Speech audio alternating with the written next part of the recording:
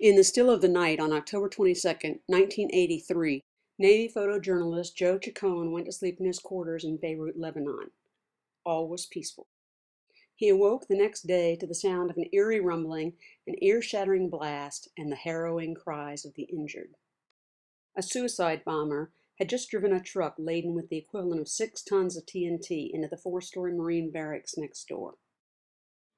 After initially looking for and helping survivors, the sailor was ordered to grab his camera and document history, the smoke billowing from the buildings, the Marines helping their comrades in arms, and the resulting destruction from the suicide attack.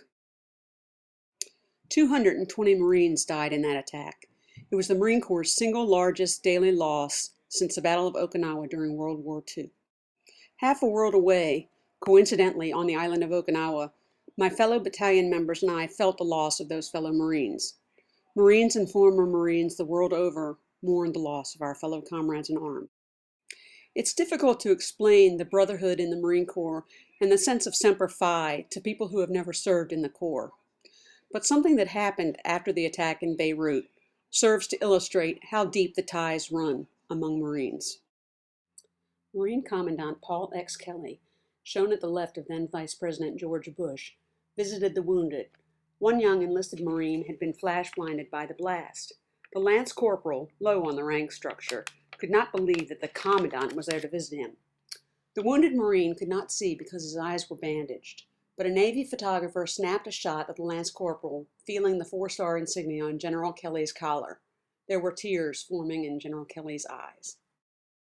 When you have served in the United States Marine Corps and when you understand the sacrifices that young men and women make to serve their country, that feeling never leaves you.